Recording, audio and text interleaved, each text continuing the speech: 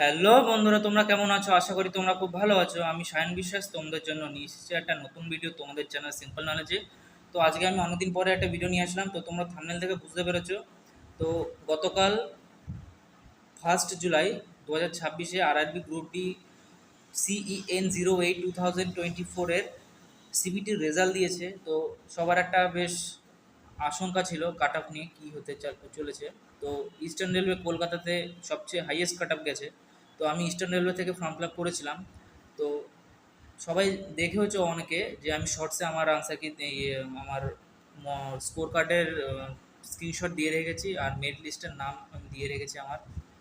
তো আমি RRB group D 2024 যে রিক্রুটমেন্টের ভ্যাকেন্সি বেরিয়েছিল সেখানে কলকাতা জোনের জন্য সিলেক্ট হয়েছি ইউআর ক্যাটাগরিতে।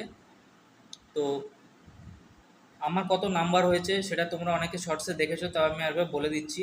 আমি 79টা কোশ্চেন করেছিলাম, যার মধ্যে একটা কোশ্চেন ওরা বাদ দিয়ে দিয়েছে ভুল কোশ্চেনের জন্য। তো 78টা ধরেছে। তো 78-এর মধ্যে 77টা ঠিক হয়েছে, একটা ভুল হয়েছে, যাই কারণে 76.66 নাম্বার হয়েছে আমার র মার্ক। তারপরে প্রোরেটেড মার্ক হয়ে যেটা একটা কোশ্চেন মিস হয়েছে, তো 76.66 এটা 99-এর রেসপেক্টে কত পার্সেন্ট হয় সেটা 77.44% হয়। তারপরে নর্মালাইজড করে এটাকে আমাকে নর্মালাইজ মার্ক দিয়েছে 81.099425। তো নর্মালাইজেশন র্যাঙ্ক মিটার রেসপেক্টে অনেক কম হয়েছে। তো সবারই আমি দেখছি একই ব্যাপার হচ্ছে, সবার নর্মালাইজেশন একটা কম হয়েছে। ব্যাপারটা প্রথমে আমারও একটা অস্বস্তিকর বোধ মনে হলো যে এত টাফ শিফট থাকা সত্ত্বেও আমার র্যাঙ্ক মিটার অনুযায়ী 101টা শিফটে 26 নম্বর টাফের শিফট ছিল। তো সেই হিসেবে নর্মালাইজেশনের আর ইজি শিফটার আমার শিফটের ডিফারেন্স প্রায় 7.5 নাম্বার ছিল। তো সেই জায়গায় আমাকে মাত্র 3 পয়েন্ট নাম্বার নর্মালাইজড করেছে, অনেক কম নর্মালাইজেশন হয়েছে। তো সবারই একই অবস্থা, অনেকে নাকি নেগেটিভও হয়েছে শুনলাম। তো আবার আমি দেখলাম ক্যাটাগরির নাম্বার আর জেনারেল ক্যাটাগরির নাম্বারের অনেকটা ডিফারেন্স হয়ে গেছে, 3-4-এর ডিফারেন্স। ইডাব্লিউএস এ 8 নাম্বারের ডিফারেন্স কী করে সম্ভব হয়? গত 3 বছর ধরে রেলের যা যা কাট অফ দেখা যাচ্ছে, ক্যাটাগরির নাম্বার আর ইউআর ক্যাটাগরির নাম্বার, রিজার্ভেশনের সাথে ইউআর ক্যাটাগরির নাম্বারগুলোর ডিফারেন্স খুব কম হচ্ছিল, বাট গ্রুপ ডিতে তা হয়নি। গ্রুপ ডিতে অনেকটাই ডিফারেন্স তৈরি করা হয়েছে ইচ্ছা করে। এসসি এসটি ওবিসি ইডাব্লিউএসদের যারা বেশি নম্বর পেয়েছে তাদের বেশি বেশি ছেলেমেয়েকে ইউআরে ঢুকিয়ে দিয়েছে আর ওদের রিজার্ভের সিট খালি রেখে দিয়েছে, যার কারণে কাট অফ ওদের বেশি কমিয়ে দিয়েছে। প্রত্যেকজনই একই অবস্থা, কিন্তু কলকাতার জন্য সবচেয়ে বেশি কাট অফ গেছে। জানি না কলকাতার জন্য এত কেন কাট অফ যায়। আমিও খুবই হতাশ হয়ে গিয়েছি নাম্বারটা দেখে, কারণ আমি ভেবেছিলাম আমার 83.5 হবে, কারণ র্যাঙ্ক মিটারতে আমাকে তাই নাম্বার দিয়েছিল। তো সেই হিসেবে যাই হোক, আমি কাট অফ থেকে মাত্র 0.87 নাম্বারই বেশি আছি। জানি না কী হবে ফাইনালে, তাও আমি ফিজিক্যালের জন্য ট্রাই করব। তো মেনলি আমি ভিডিওটা নিয়ে এসেছি আমার ইনফরমেশান দেওয়ার জন্য। অনেকদিন পরে আমি ভিডিও করলাম, আমি খুব ব্যস্ততার মধ্যে ছিলাম, একটু পড়াশোনাও আমি ফোকাস ছিলাম যে এটা কিছু সামনে সিজিএল এক্সাম রয়েছে, এনটিপিসি রয়েছে। তো এই জন্য আমি একটু ভালো করে প্রিপারেশন করছিলাম, সময় পাচ্ছিলাম না। অনেকে বলছিল ভিডিওতেও, অনেকে আমার কমেন্টও করছে, দেখছিলাম, রিপ্লাইও আমি দিতে পারছি না, যেহেতু আমি ভিডিও করতে পারছি না তাই রিপ্লাইও দেয়নি। তো কম বেশি আমি ভিডিও দিতে থাকবো। আর টেলিগ্রাম চ্যানেল আর আমার টেলিগ্রাম গ্রুপ রয়েছে, সেটা জয়েন্ট হয়ে যেতে পারো। যারা যারা সিলেক্ট হয়েছো আমার গ্রুপে, তো যারা রয়েছে তারা তো জানি, যারা বাইরে রয়েছে আমার ভিডিও দেখছো এখন, তারা ওই লিঙ্কের থ্রু আমার টেলিগ্রামে গ্রুপ রয়েছে, সেখানে জয়েন্ট হয়ে যাও। সেখান থেকে সব ইনফরমেশন পেয়ে যাবে পেটের জন্য কী বৃত্তান্ত, ইস্টার্ন রেলওয়ে বলো, যে কোনো রেলওয়ে বলো, কলকাতা জোন। তো কলকাতা জোনের যারা সিলেক্ট হয়েছো আর অন্যান্য জন্য যারা সিলেক্ট হয়েছে, তো তাদের ভেরি ভেরি কনগ্রাচুলেশন। তো আশা করি তোমাদের ফাইনাল সিলেকশন হয়ে যাবে।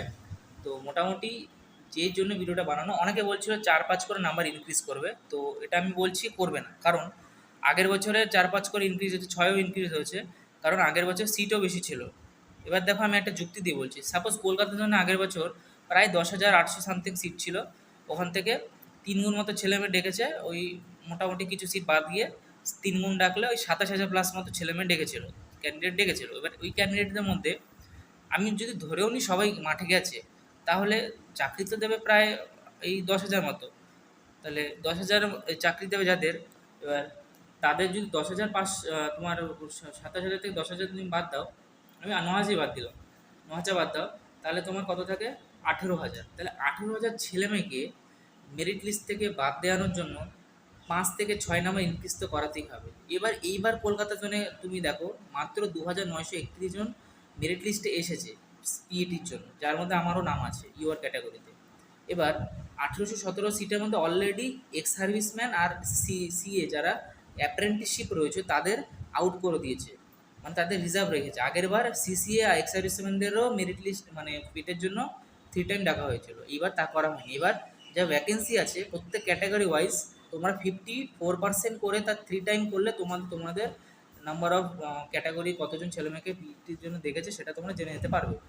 এবার ইউআর ক্যাটাগরিতে 767টা ভ্যাকেন্সি, বাট তার মধ্যে 54% করলে হয় ওই 430 মতো কিছু একটা বা 460 মতো যত আমার মনে পড়ছে। তো ওটা 3 টাইম করলে ওই 1240-এর আশেপাশে একটা ভ্যালু আসে।